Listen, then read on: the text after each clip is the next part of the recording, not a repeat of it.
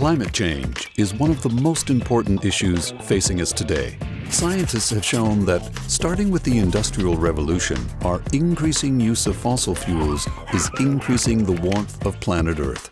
We are in fact pushing Mother Nature into new territory at a rate that she has likely never seen before. We need to change, and we means everybody. As individuals, the most powerful weapon we have in this battle is the ability to control our own carbon footprint. And remember, as individuals, we number in the billions. Our carbon footprint refers to the greenhouse gases released into the atmosphere because of what we do or buy. What are these greenhouse gases? Carbon dioxide, or CO2, is the most dominant of the greenhouse gases we produce. CO2 is emitted when we burn fossil fuel to heat a home, generate electricity, or drive to the store. The next most abundant gas is methane, or CH4. It's the main component of natural gas, but it's also produced when organic matter decomposes in an absence of oxygen, which happens in flooded rice paddies or in landfill. And animals like cows and sheep produce methane as a major product in their digestive tracts. It makes its way into the atmosphere via what you might call the usual channels. Then there's nitrous oxide, N2O, also known as laughing gas. Nitrous oxide is produced when bacteria break down the nitrogen compounds in soils in the oceans.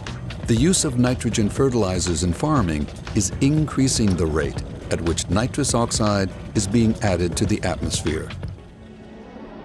Methane and nitrous oxide are emitted into the atmosphere in much smaller quantities than CO2, but they still have a significant effect on climate. When comparing the different impacts of these gases, we usually refer to carbon dioxide equivalence. This is a measure that is based on the potential that each gas has to contribute to global warming. This graph shows the equivalent amount of human-induced global warming attributed to the different gases. So we know humans are causing greenhouse gas concentrations to increase, and this in turn is contributing to planetary warming. But what can you and I do as individuals? How can we reduce our carbon footprint? First off, we need to understand how a carbon footprint is calculated.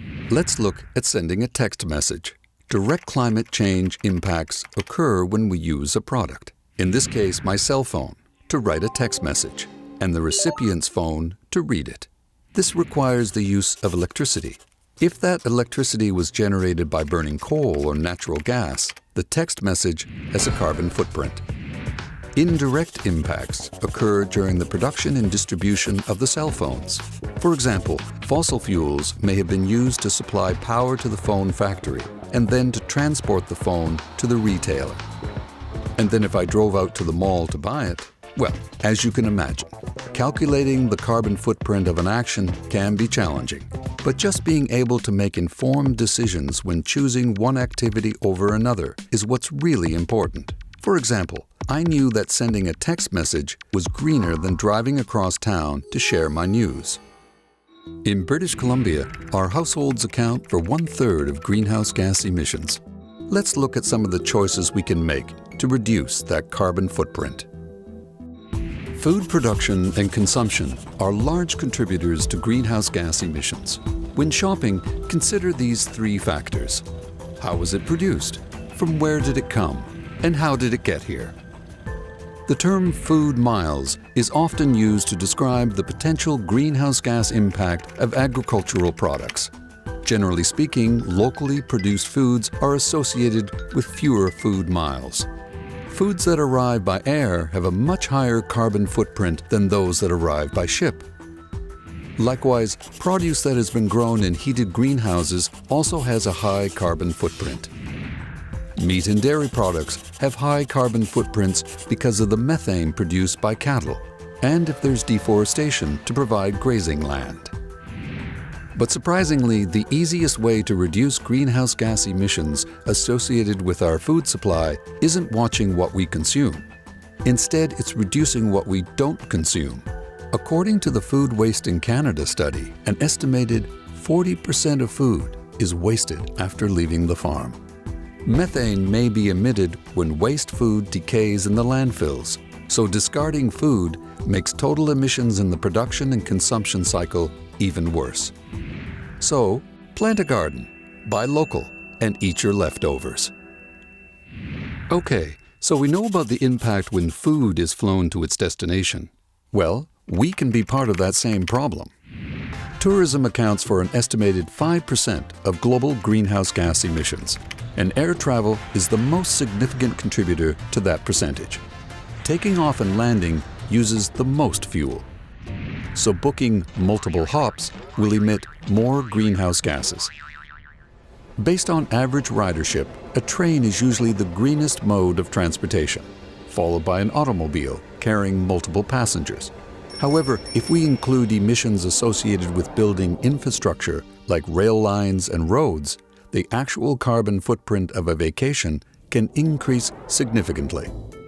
Transporting a family across the country or across the world burns a lot of fossil fuel and is expensive. Luckily for British Columbians, we live in one of the world's top tourist destinations. So think about pitching a tent in one of our great natural parks, or take the time to re-explore your own city. Nothing beats staycations. The carbon footprint of driving is influenced by several factors. First is the number of people in the car. Carpooling is an opportunity to save money and the planet. It even saves time when HOV lanes are available. Surprisingly, about 50% of the fuel consumed in city driving is used during acceleration. To reduce this, use the most efficient route, combine trips, and travel at off-peak times. Reducing idling time is also important. Idling for 10 minutes a day can produce a quarter ton of CO2 emissions each year. Maintaining your vehicle and checking your tire pressure at least once a month can reduce fuel consumption by as much as 10%. When buying a car, consider its city and highway gas rating. Smaller cars, eco and hybrid versions of cars, and now electric cars are available from almost every manufacturer. Starting off on the right set of wheels can save you many hundreds or even thousands of dollars a year. And instead of just passing that old jalopy on to someone else, Scrap It BC provides incentives to move older, higher polluting vehicles off the road. And finally, traveling by transit, bicycle, or even walking benefits more than just the Earth's atmosphere. It allows us to enjoy the added bonuses of physical activity and social interaction while saving money. Heating our homes is often our largest use of household energy. When our heating bills arrive each winter, we are reminded of the amount of energy it takes to keep warm. We are lucky in BC that most of our electricity is generated by hydro. Heating from electricity means your carbon footprint is low for now, but the demand for more electricity is creating the need for additional sources of energy. Homes that heat with oil or natural gas currently have a larger carbon footprint. Whatever your heating source, it is beneficial to use less fuel. So before we go any further, let's put on a sweater and turn down the thermostat by 1 degree. When you go to bed at night or leave on vacation, turn it down another 3 or 4 degrees. Draft proofing by plugging air leaks is a cheap and effective way to reduce energy consumption and has a fast payback time. In cold weather, use ceiling fans to distribute heat that collects against the ceiling. This will create a more consistent temperature in the room. If your feet are cold, your body will feel cold. By placing area rugs on cold floors, you may be less likely to crank up the thermostat.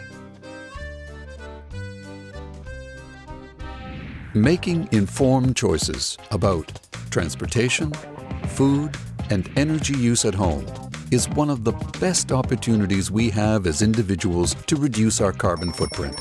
Every little thing we can do to reduce our individual or household carbon footprint will help to combat global warming. And just imagine the impact if hundreds of millions of us, particularly in the wealthy developed countries, were to join that parade. You can make a difference.